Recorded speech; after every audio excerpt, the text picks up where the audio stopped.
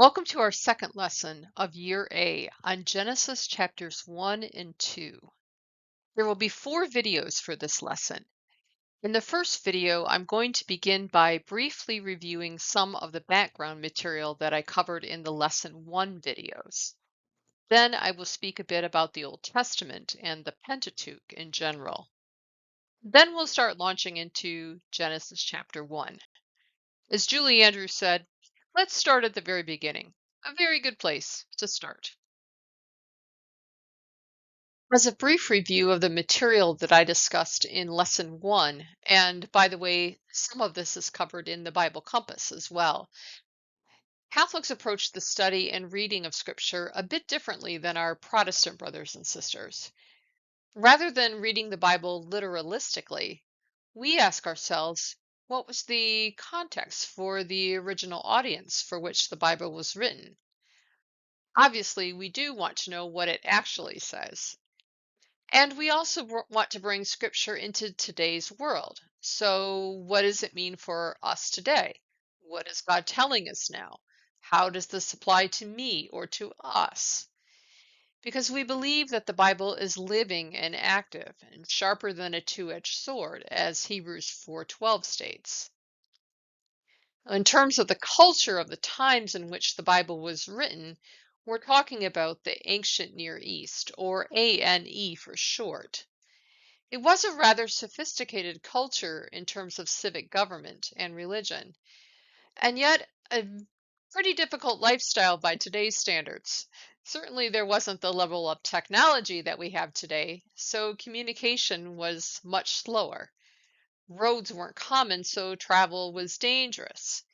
People were either farmers or nomads, meaning they wandered from place to place looking for good land for their flocks.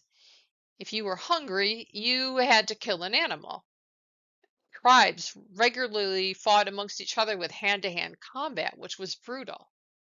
Child sacrifice to pagan gods was common as well as polygamy or men having multiple wives.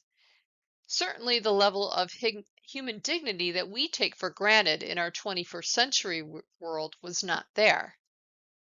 Finally, the way that people thought and how they used language in the Bible tended to be very symbolic, using a lot of images. They thought and spoke in pictures. Numbers, too, were more symbolic rather than exact and linear. In our day, we can often lose the impact of the original language in which the Bible was written when we read in English, even in a good translation. Let's move on to a little about the structure of the Old Testament. The Jewish Old Testament is known as the Tanakh, which includes 3 groups of writings. First, we have the Torah or the Torah, which is the law. The Torah includes the first 5 books of the Bible, which are traditionally associated with Moses.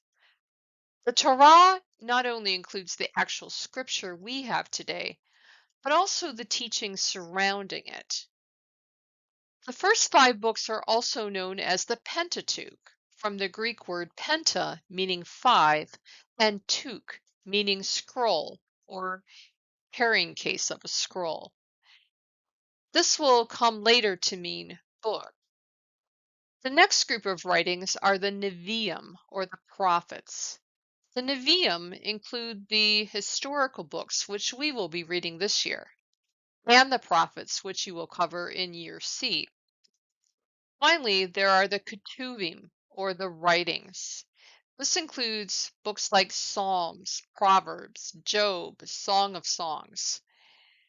The Old Testament collectively is known by the Jewish people as the Tanakh. Tanakh comes from the first 3 letters of the 3 groups of writings, T for Torah, N for Nevi'im, and K for Ketuvim. Thus, the Tanakh is sometimes written as TNK because the Hebrew written language does not have vowels. When we look at the authorship of the Pentateuch, or the first 5 books of the Old Testament that I mentioned in the previous slide, these are traditionally ascribed to Moses.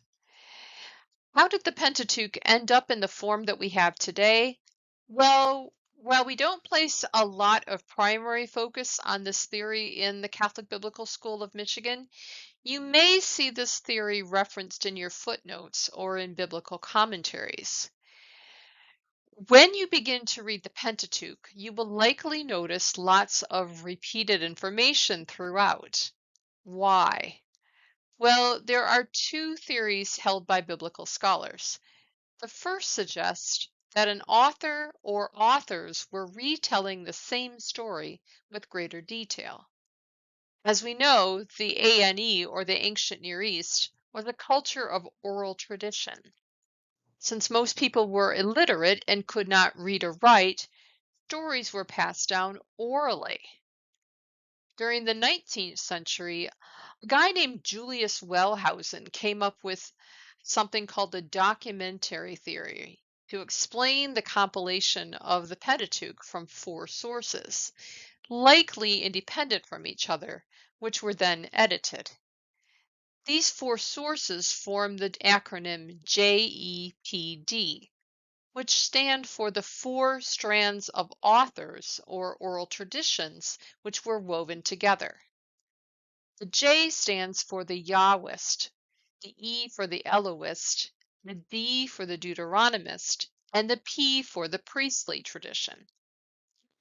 Each one of these sources or traditions has certain characteristics.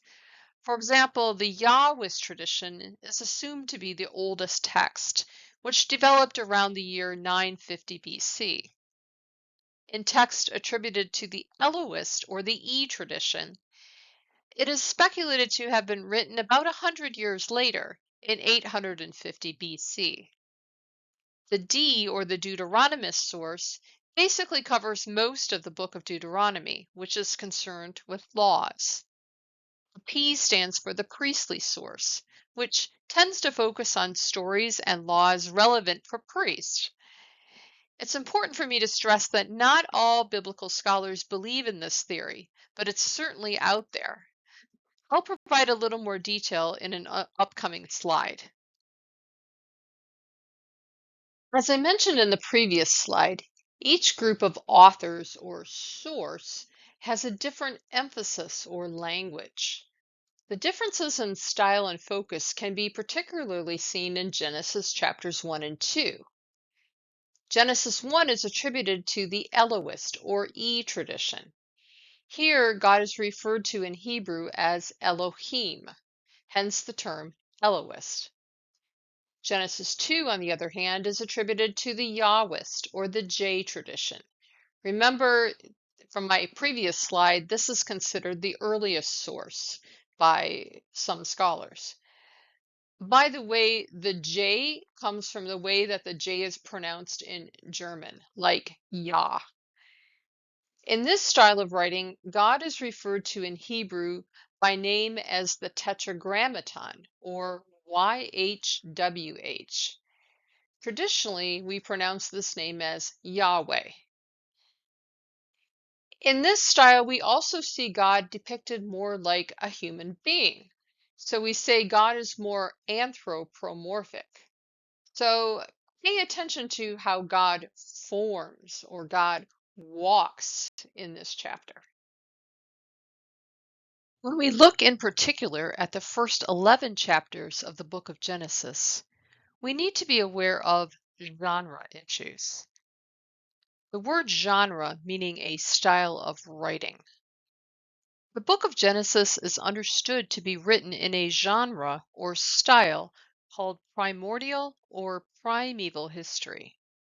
The word primeval comes from the Latin meaning first age. This type of genre expresses theological truth, but not everything may be all factually true, because the Bible is not a history book, nor is it a science textbook. Rather, it is a book about theology and salvation. It's a book about how God created the world and how God wanted to be in relationship with his creation. So Catholics are not bound to read these first 11 chapters literalistically. This is quite unlike some of our more fundamentalist Protestant brothers and sisters. For example, in terms of creation, Catholics can believe that the universe was created in 6 24-hour periods, but we're not obligated to. The Catechism paragraph 337 states that Scripture presents the work of the Creator symbolically as a succession of 6 days. Pope Leo XIII, in his encyclical in 1983, said that facts about material science may be explained in figurative language, or as the common manner of speech was in those times. Finally, Pope Pius XII, in his encyclical in 1950, acknowledged that the evolution of the human body does not contradict the initial creation story, as long as it is believed that God is the first or the primary cause of the universe, and that God infuses the soul into the body. So the first 11 chapters of Genesis are not a strictly historical account with literal days and years. Rather, the chapters give the highlights of human origins that had significance to Jewish people. The first age contains a lot of history, like the first creation, the first marriage, the first sin, the first child, the first murder. It's designed to answer some of the big existential questions, such as why are we here? Why is something good like giving birth or raising crops hard? Why do we do bad things? The first 11 chapters address four big topics, namely creation, the fall, the flood, and the Tower of Babel. Sometimes this genre of primordial or primeval history is known as myth, but not in the sense of something being false or untrue. Rather, myth in the sense that it expresses theological truth, but it is not necessarily 100% factually true. One of the most challenging aspects of reading scripture is that the Bible was written in a pre-scientific age.